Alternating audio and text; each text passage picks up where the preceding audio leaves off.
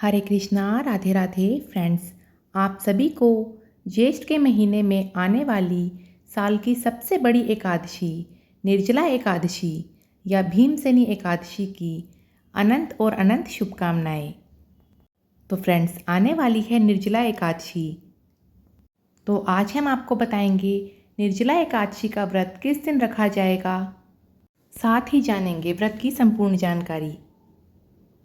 निर्जला अर्थात बिना जल और आहार के रखे जाने वाला व्रत, इसे भीमसेनी एकादशी भी कहते हैं क्योंकि ये व्रत भीम ने किया था।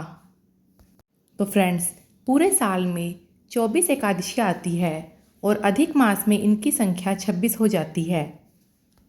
एकादशी व्रत को व्रतों का राजा बोला जाता है, अर्थात इससे बड़ा और कोई व्रत नहीं होता।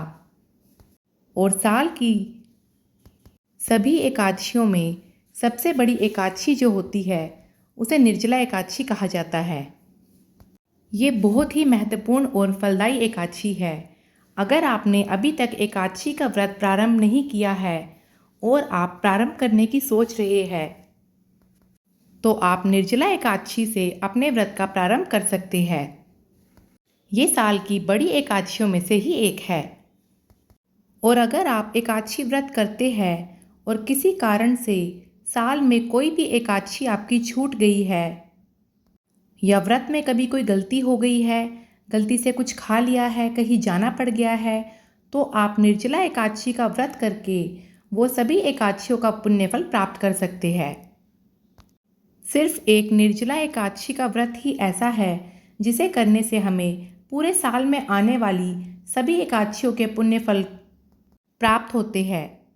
तो ज्येष्ठ के महीने में गर्मी अपनी चरम सीमा पर होती है और ऐसे में निर्जल रहकर व्रत करना अपने आप में ही एक बहुत बड़ी बात है।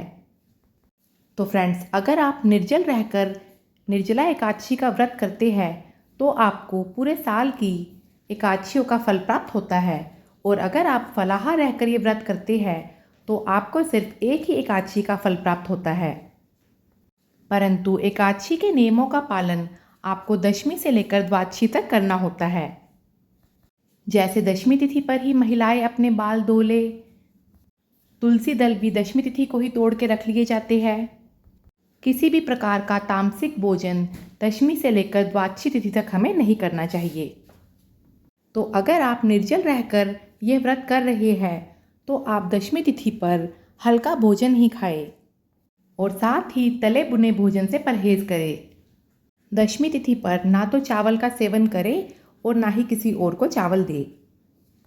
अब एकादशी तिथि पर सुबह जल्दी उठकर अपने स्नान के पानी में गंगा जल, गुलाब जल या तिल डालकर स्नान करें।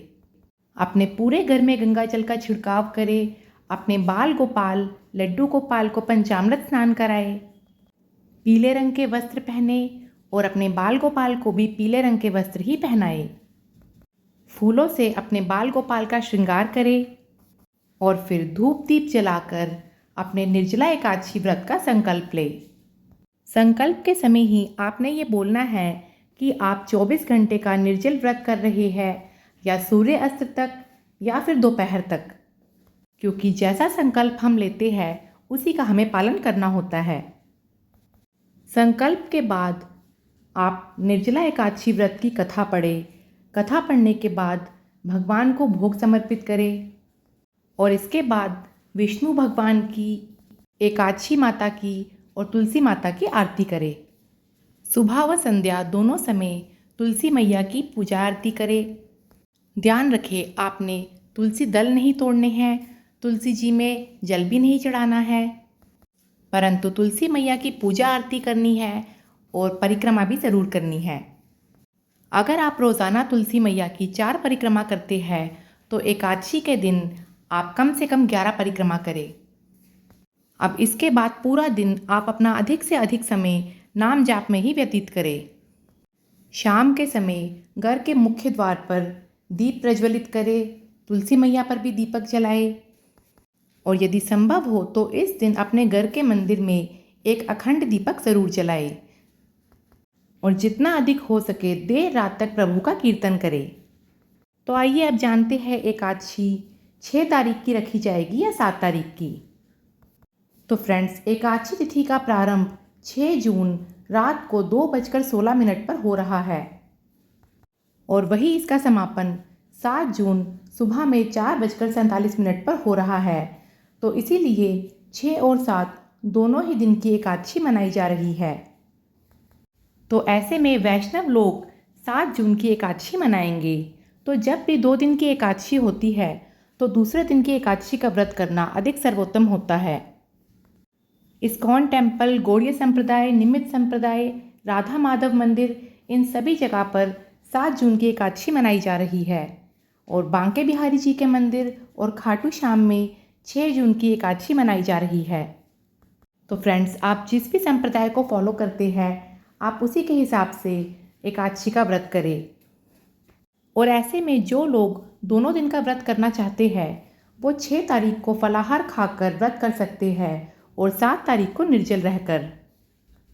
तो दोनों में से आप किसी भी दिन व्रत कर सकते हैं, लेकिन अगर हम द्वादशी युक्त एकादशी का व्रत करते हैं तो हमें 1000 एकादशी व्रत का फल प्राप्त होता है, ऐसा हमारे शास्त्रों में वर्णन है। तो जो लोग 6 और 7 दोनों दिन का व्रत कर रहे हैं वो 8 जून को अपने व्रत का पारण सुबह में 5:30 से लेकर 7:15 के बीच करेंगे। और जो लोग 6 तारीख का व्रत कर रहे हैं वो 7 तारीख को दोपहर में 1:30 से लेकर 4:30 के बीच अपने व्रत का पारण करेंगे। तो ये पूरी तरह से आप पे निर्भर करता है कि आप 6 तारीख का व्रत करना चाहते हैं, 6 या 7 दोनों तारीख का व्रत करना चाहते हैं, फलाहार रह के व्रत करना चाहते हैं या निर्जल रहकर। तो फ्रेंड्स, ये थी निर्जला एकादशी व्रत से जुड़ी जानकारी। निर्जला एकादशी का व्रत किस तरह से रखा जाता है जल्दी ही हम ये वीडियो भी आपके साथ शेयर करेंगे। तब तक के लिए राधे राधे, जय श्री कृष्णा।